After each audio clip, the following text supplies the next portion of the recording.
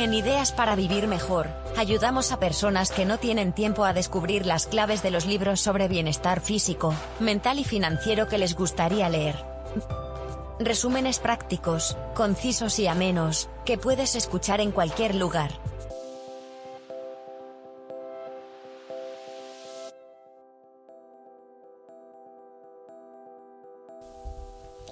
Hola a todos y bienvenidos a Ideas para Vivir Mejor.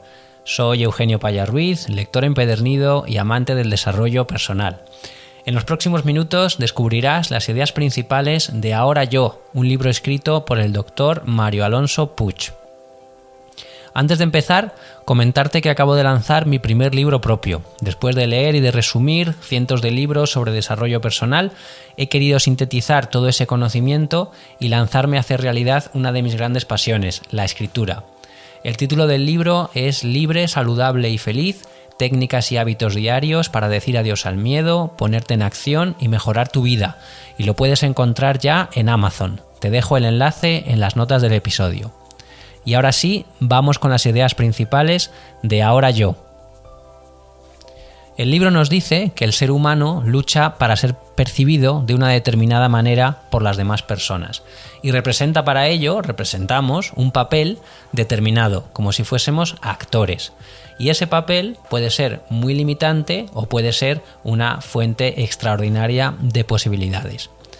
No deja de llamar la atención que en la entrada del templo donde estaba el oráculo de Delfos apareciera una inscripción que decía «Conócete a ti mismo». Y es que cada persona necesita encontrar una explicación al sentido de su existencia, conocer alrededor de qué gravita nuestra vida. La realidad es que nos conocemos muy poco y eso incluye nuestros valores, nuestras creencias y nuestros talentos. Los valores, por ejemplo, deberían guiar nuestra vida, deberían orientarnos, deberían ayudarnos a tomar decisiones, pero poca gente sabría mencionar cuáles son sus valores. Esta tarea de conocernos a nosotros mismos para que aflore nuestro verdadero ser no es nada fácil, porque por una parte decimos que queremos cambiar y por otra nos oponemos a todo aquello que supone un cambio real en nuestra forma de pensar o de actuar. Nuestros hábitos aprendidos, nuestras creencias limitantes, que ya sabemos que están ancladas en el subconsciente, nos empujan a actuar siempre en una dirección determinada. Es como si nos anularan. Ya sabes que algunas de esas creencias las tomamos directamente de nuestros padres, otras las tomamos de nuestro entorno sociocultural, del colegio, de los amigos, y otras sencillamente las fabricamos nosotros mismos. La conclusión es que estamos tan aferrados a nuestro pasado, nos identificamos tanto con él, que nos cuesta dejarlo a un lado cuando avanzamos hacia el futuro. Nuestro pasado es el filtro a través del cual percibimos la realidad. Es decir, que no vemos el mundo tal cual es, sino que vemos el mundo como nosotros lo hemos construido en base a lo que creemos. Hay muchas personas que están habituadas a hacer, a producir, y cuando estamos solamente situados en ese plano, lo único que dirige nuestra vida es buscar el placer y huir del dolor. Cuando estamos situados en ese plano, necesitamos la aprobación, necesitamos el reconocimiento de los demás, necesitamos sentir que lo controlamos todo. Y como eso es imposible, aparece la frustración, aparece el resentimiento, aparece la ira.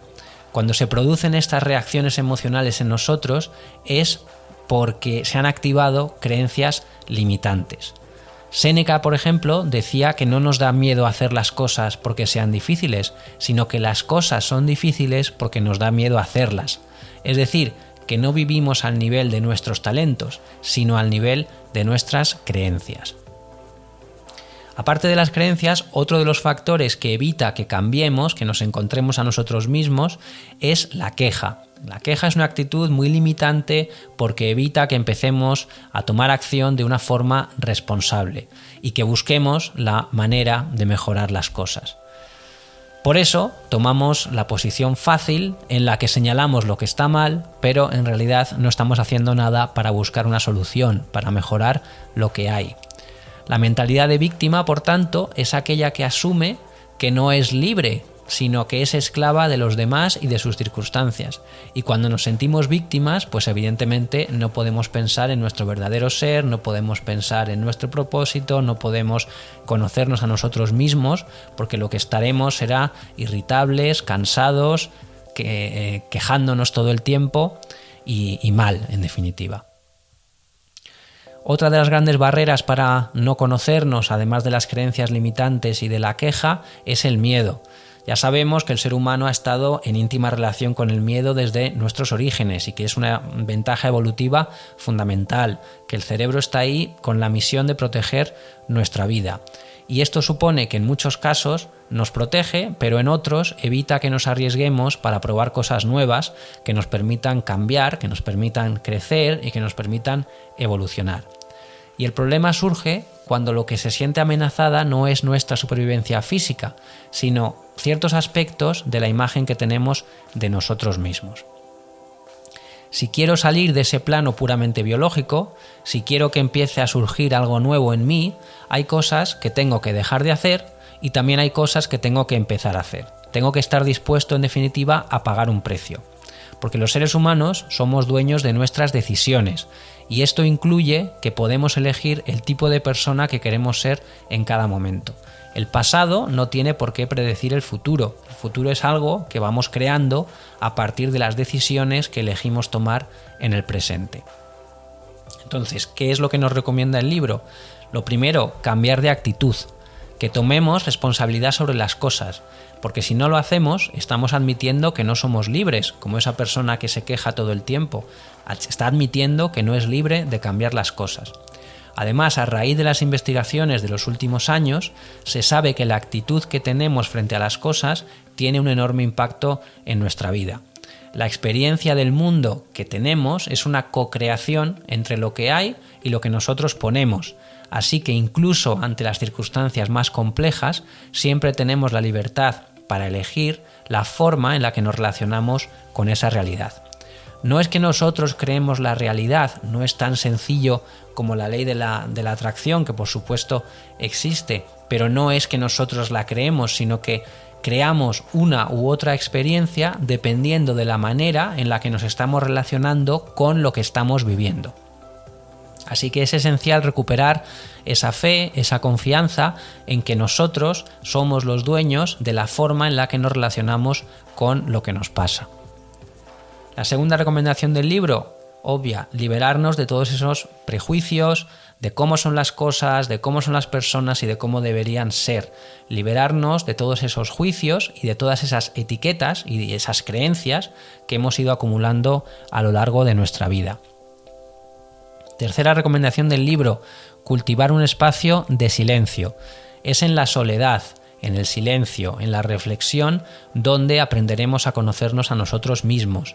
Cuando entramos en ese espacio de silencio interior, las ondas cerebrales se hacen más lentas, el cuerpo se va relajando y el cerebro se vuelve más eficiente y más creativo.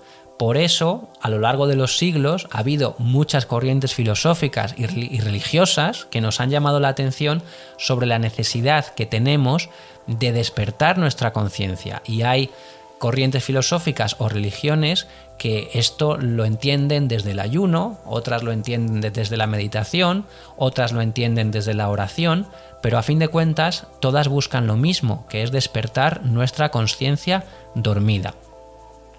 ¿Y por qué? Porque cuando lo hacemos se abren ante nosotros nuevas oportunidades de crecimiento, de evolución, accedemos a un espacio de descubrimiento, de abundancia y a partir de ahí podemos empezar a crear una vida nueva, porque podemos pensar. Cuando hay silencio, cuando hay reflexión, cuando hay soledad, empezamos a pensar y cuando pensamos se desata nuestra creatividad. Cuando las personas desatamos nuestra creatividad, empezamos a pensar en grande, nos surgen proyectos, nos enamoramos de esos proyectos y los hacemos nuestros. Y entonces es cuando desplegamos ante nosotros un potencial asombroso. Recuerda que todos tenemos muchos más conocimientos de los que creemos.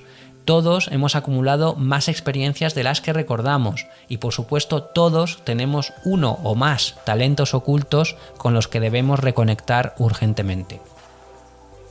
La siguiente recomendación del libro es aprender a aceptar.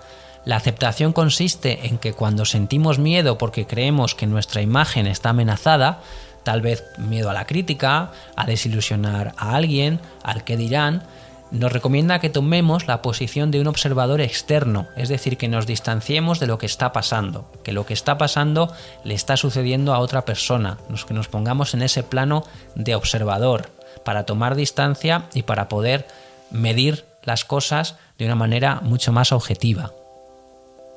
La siguiente recomendación es aprender a gestionar la respiración, y esto es algo complementario con lo anterior. Es ser observador externo y a la vez aprender a gestionar nuestra respiración. Es esencial tomar el control de nuestra respiración. Es súper importante que tomemos aire de manera consciente y que después vayamos expirando con una expiración más larga que la inspiración. Debemos sentir cómo se hincha nuestro abdomen, porque eso es la prueba de que estamos movilizando el diafragma. La respiración controlada y también acompasada no se hace porque sí, se hace porque es capaz de mandar un mensaje al cerebro de que todo va bien. Claro, ¿significa que si hacemos todo esto conseguiremos todo lo que nos propongamos? Evidentemente no, pero lo que sí lograremos es salir de esa dimensión de hombre-máquina, de Homo Faber que dice el libro, y nos acerquemos más al autodescubrimiento. Así que como mínimo conseguiremos que se amplíe la imagen que teníamos de nosotros mismos y por lo tanto creceremos y evolucionaremos como personas. Recuerda que solo hay dos desenlaces para nuestras acciones. O bien conseguimos lo que queremos o bien aprendemos. Y ese aprendizaje es esencial para seguir intentándolo. Significa que un error nos puede enseñar mucho si se lo permitimos. Lo que pasa es que el error nos aterra en nuestra sociedad y tendemos a poner en marcha conductas de evitación para no equivocarnos.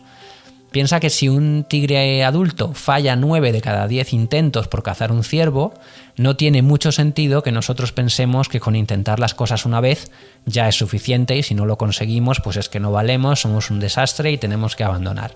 Cuando no conseguimos nuestras metas es esencial resistir. Es esencial seguir adelante. Es importante no tirar la toalla porque no hemos fracasado. Sencillamente no hemos conseguido todavía lo que queríamos.